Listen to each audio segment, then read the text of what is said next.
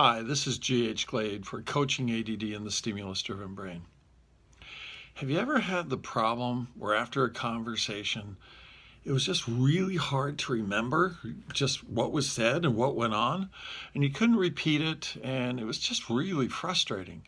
The same thing may have happened when you're reading something. You ask yourself, what did I just read? You go back and, yeah, it seems a little familiar when you do that. Well, we're going to talk about ways for both you as an adult and you to help your children really start taking information better. The difficulty for ADD is oftentimes there is poor comprehension when things are heard, and oftentimes when things are read. And this combines with oftentimes poor working memory. So, with children, you know, if you have a son or a daughter and they appear to be looking at you, but they're unable to complete a task, and really what's happening, they're looking at you, but their mind is off to the races. It's actually pinging around like a bean shaken in a can. In reality, this may be the same thing for you. You know, children may look right at you, but their brains are somewhere else. You know, and the cliche in school is the ADD young girl who's just quietly spaced out. She's not causing any problem. She's not like the more active presentation a lot of boys have where they're into mischief and they're just can't stay in their seat. Young students miss steps. And it's that stimulus-driven brain where it's the bright, shiny object. So with kids, keep your instructions brief. The other thing is have your child repeat back the steps. Sometimes it's really helpful to have your child write the steps down. You know, the other thing is we take in information in a variety of ways, and we have three systems, and one tends to be primary, but we use all three. There's some people who need to hear information, and they're auditory learners. Other people, they need to see something. Still yet others, they need to actually pick something up and manipulate it. And, you know, there are kids who just can't not touch something. And maybe you have a child like that. I certainly had one. And I realized, boy, that's how he takes in information.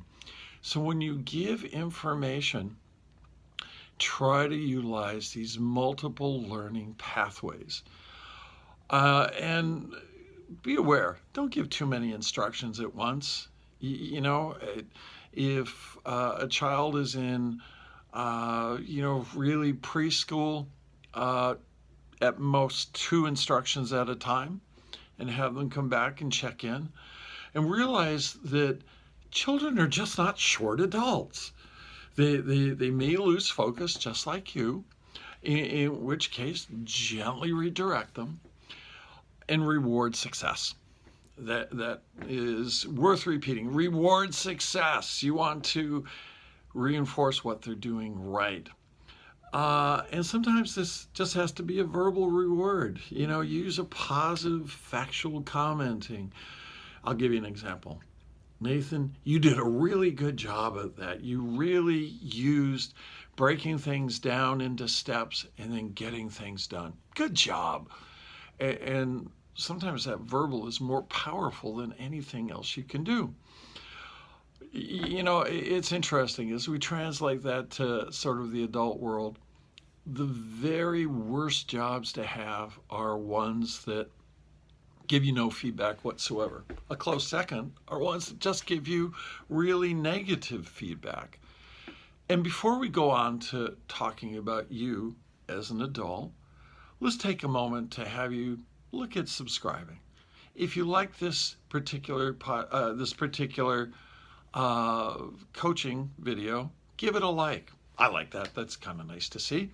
But most of all, subscribe. And I like people to pass it along. And I'll have some interesting links at the bottom of this as well. But this is information designed for you in terms of really giving you helpful things in the real world. So now let's turn to you, the adult. That sensation where you've been in a meeting and it's like, what did they just say? Oh my gosh, It's like the content slipped through my fingers and I can't remember.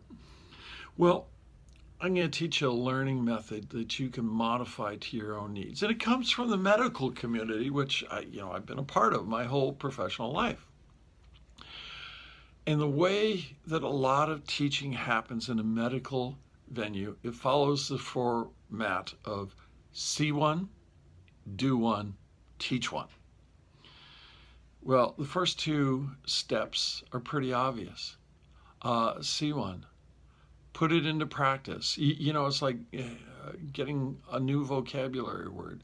Go use it several times in the course of the day.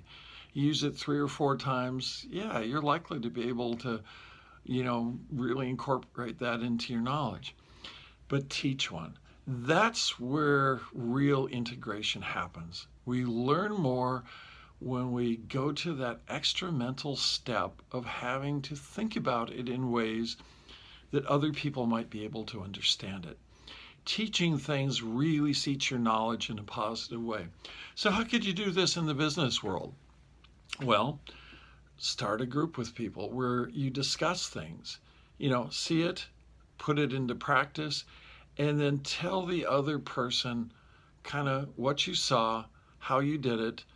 Teach them the process, teach them the content, and that will solidify these concepts in your own mind. And find a partner to do that. It's a good feedback loop that is a springboard to discussion of all sorts of challenges and problems in the workplace. So I want you to modify the see one, do one, teach one into really seeding your own knowledge. Again, if you haven't done so already, look down below, hit subscribe, and pass the information along. I read the comments, and I will be responding to some of them. Can't respond to all of them. But I'm going to design this platform around your needs. So tell me in the comments, kind of what do you struggle with? We all have struggles. And I'd be able to figure a way to help you out with that. So come along on the journey. I hope to see you next time. Take care.